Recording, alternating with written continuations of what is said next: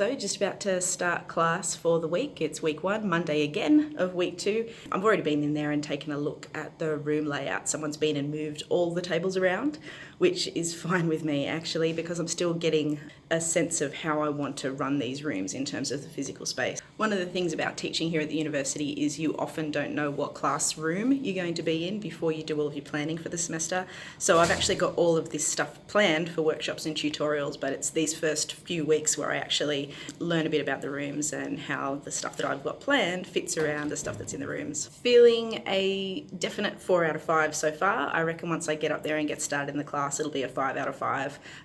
It's a good feeling to have week 1 under the belt and to be turning up to teach the 4th years. When I see them in the mornings, I get excited to hear what they have to say about the content. So yeah, let's go.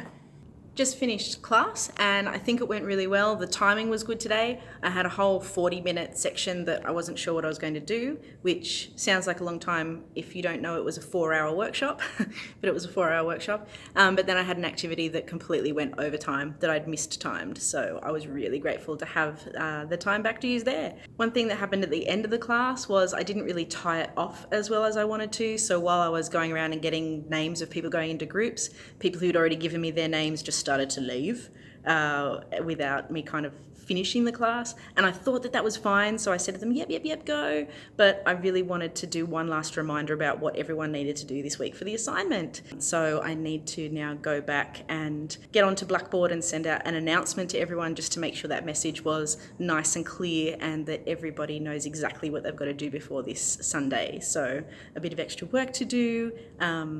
We'll see what more extra work comes my way this week. Actually, to be honest, there is a lot of extra work that I need to do for this class. Now that I think about it, I need to go and upload their second assignment sheet onto Blackboard, which I wanted to do before today, and also to put up some notes from last week's tutorial. I put up some notes, but not the Blackboard slides. So there are a few things to get done, and it's just Monday, but that's okay, totally achievable. We'll go and do it.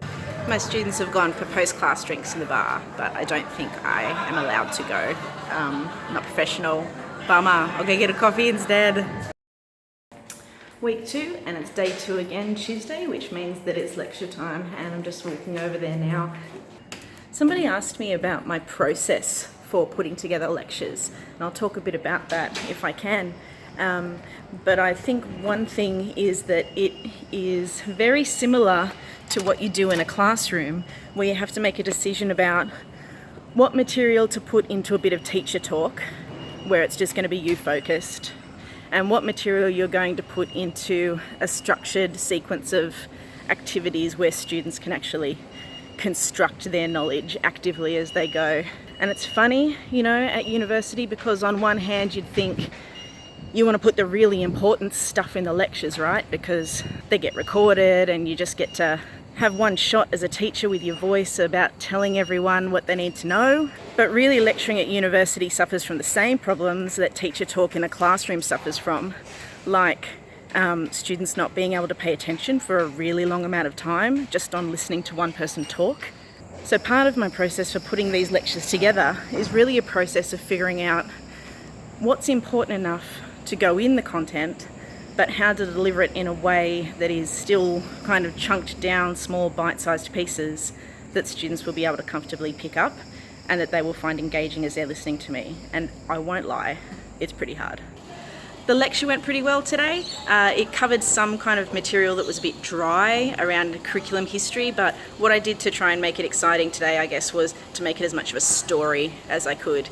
And so now here I am, it's the end of the day, picking up my kid from daycare, and something that is really hitting home now are all of the little tiny odd jobs for each of my units that are waiting on my to-do list. And even though a lot of them are small jobs, like 15 or 20 minute, you know, chuck something up on Blackboard, update something on the reading list, those jobs are stacking up.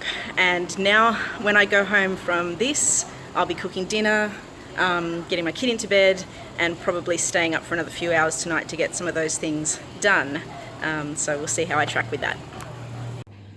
Week 2, and now we're up to Thursday. I'm about to go into my first class for my second years for the week, and I'm feeling pretty good about the lesson, feeling pretty prepared.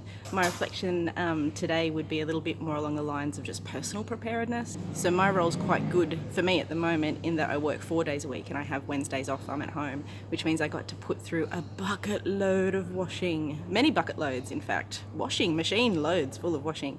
So I'm feeling a lot more better about this week as a teacher, just because I can reach into my wardrobe and get any outfit I like at the moment because they are all clean. Also feeling happy and confident today because I just washed my hair, which is always a good feeling, though it didn't get to dry probably before class. I'm okay with that. Alright, happy Friday everyone.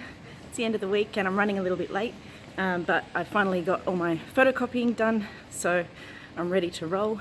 It always amazes me, like in the movies, when Jack Black or any other kind of cool teacher turns up and they just get out of the car and walk into class. It's rubbish. You got all this stuff to prep before you can get there. So don't forget to leave that time, newbies. Ooh, dark. Bye. That turned out to be a really good repeat class. I'm really happy with how this tutorial runs and with the materials I got prepared for it, and just thinking again to myself how grateful I am that those lesson plans are there and ready from previous years, but also reflecting on how I could not have possibly done that in my first 3 years here as a lecturer, and probably even in my first 3 years as a teacher, because I mean, it's a great idea, isn't it, that you do all your lesson plans at the start and then you just keep them forever. But those first few years of teaching, the lesson plans were changing and changing and changing all the time as I got to know myself as a teacher and the materials and the way of working in the new school culture or uni culture. So I'm 7 years in now as a university lecturer. As a measure, if anyone's out there as a brand new teacher thinking, when does this sweet spot occur? For me, it's 7 years in.